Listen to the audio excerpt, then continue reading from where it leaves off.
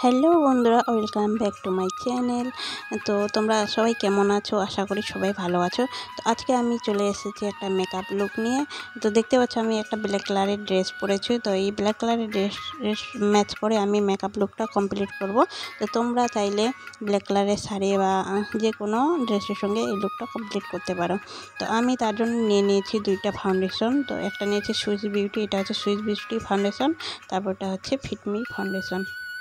তো ভাবছিলাম এই দুইটার মধ্যে আমি আজকে কোনটা দিয়ে মেকআপ করব। তো চলো আজকে আমি সুইস বিউটি ফাউন্ডেশনটা দিয়ে আমার মেকআপ লুকটা কমপ্লিট করি। তো তার জন্য আমি নিয়ে নিয়েছি নিভিয়া সফট ময়শ্চারাইজার। তো এটাকে আমি ভালো মতো ফেসে অ্যাপ্লাই করে নেব। একটা মেকআপ পুরোপুরিভাবে কমপ্লিট করতে গেলে কিন্তু আমাদেরকে অনেকগুলো বিউটি প্রোডাক্টের প্রয়োজন পড়ে। তো আমাদের কাছে সবসময় সবগুলো প্রোডাক্ট অ্যাভেলেবেল থাকে না। তো তার জন্য আমাদের মেকআপ বক্স থেকে কিন্তু জোগাড় করে নিতে হয়। তো আমিও আজকে এই জোগাড় করে করে মেকআপটা কমপ্লিট করব। আমার কাছে সবগুলো জিনিস অ্যাভেলেবেল নেই। তো তো যতটুকু আছে আমার মেকআপ লুকটা পুরো কমপ্লিট হয়ে যাবে। তো দেখতে পাচ্ছ, তারপরে আমি প্রাইমার ইউজ করে নিলাম আমার ফেসে। এভাবে আমি হালকা করে প্রাইমার অ্যাপ্লাই করে নেব।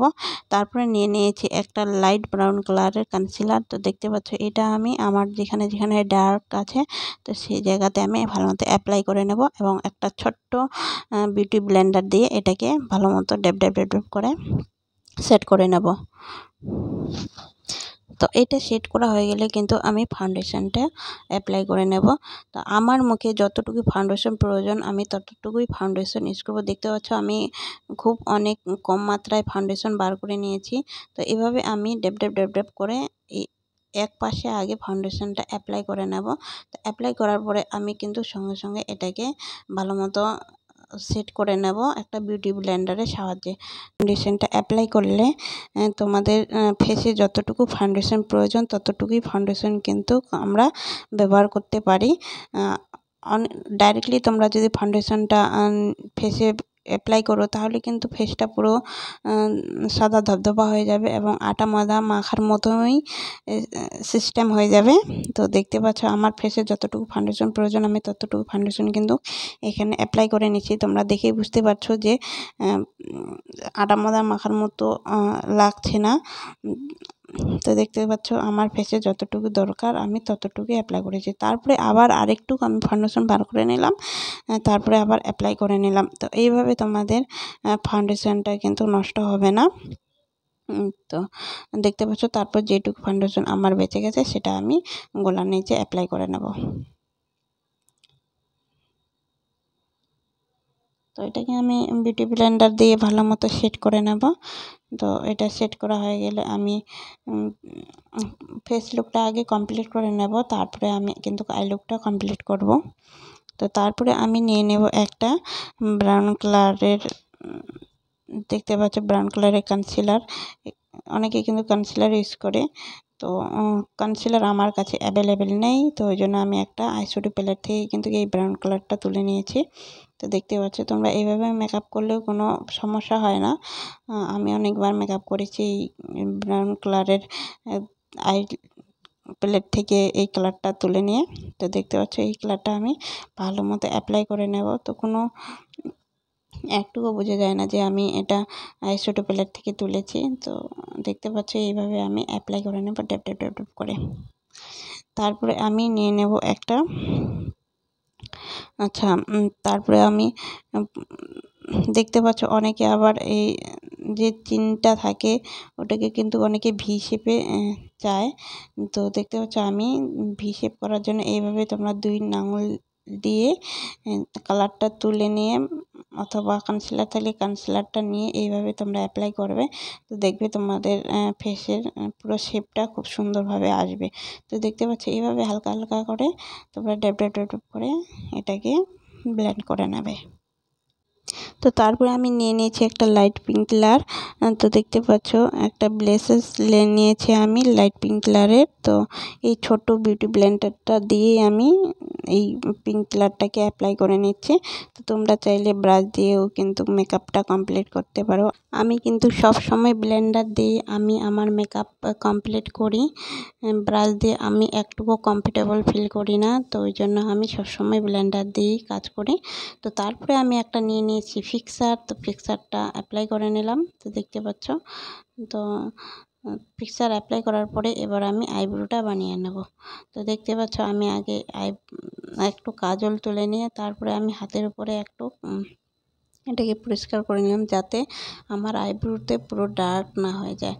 তো দেখতে পাচ্ছি আমি এইভাবে অ্যাপ্লাই করি, হালকা হালকা করে এটাকে কিন্তু অ্যাপ্লাই করতে হয়, না হলে কিন্তু পুরো ডার্ক হয়ে গেলে পুরো আইব্রোটা বেকার দেখাবে। তো দেখতে পাচ্ছ তোমরা, এইভাবে আমি আইব্রোটাকে বানিয়ে নেব।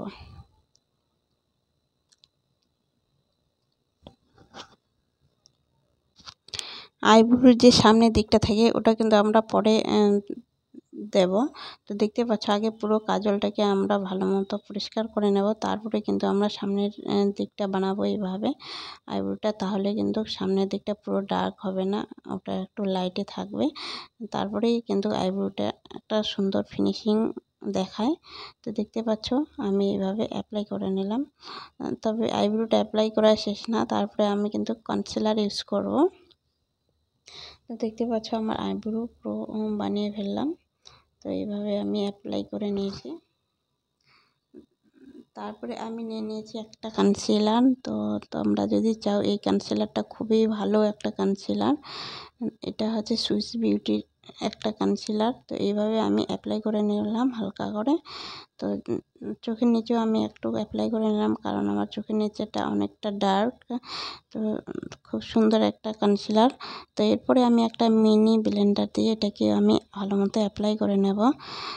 কনসিলার যতক্ষণ পর্যন্ত চোখের নিচে বা ভুরুর উপরে নিচে অ্যাপ্লাই হচ্ছে না, ততক্ষণ পর্যন্ত কিন্তু আইব্রোটা আমাদের ক্লিয়ার দেখাবে না বা দেখতে ফিনিশিং লাগবে না। তো দেখতে পাচ্ছি এবার কত সুন্দর দেখাচ্ছে আইব্রোটা আমার।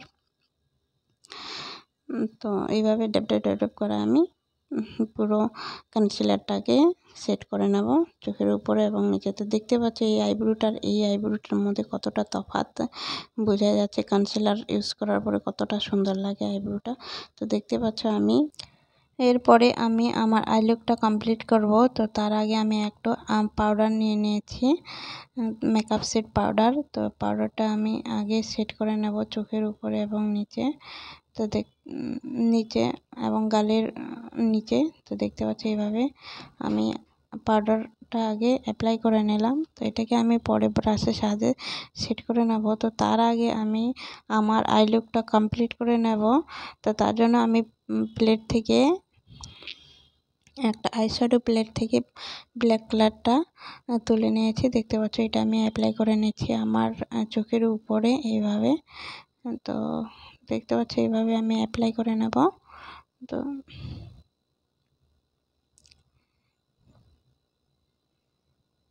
অনেকে আবার আঙুলের সাহায্যে করে, তো আঙুলের সাহায্যে করলেও কিন্তু খুব ভালো মতো ব্লেন্ড হয়ে যায়, এটা খুব ভালো মতো অ্যাপ্লাই হয়। তো আমি ব্রাশের সাহায্যে করছি, তোমরা দেখতেই পাচ্ছ ব্রাশের সাহায্যেও করা যায়।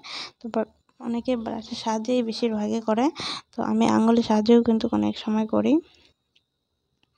তো দেখতে পাচ্ছ এইভাবে আমি অ্যাপ্লাই করে নিলাম।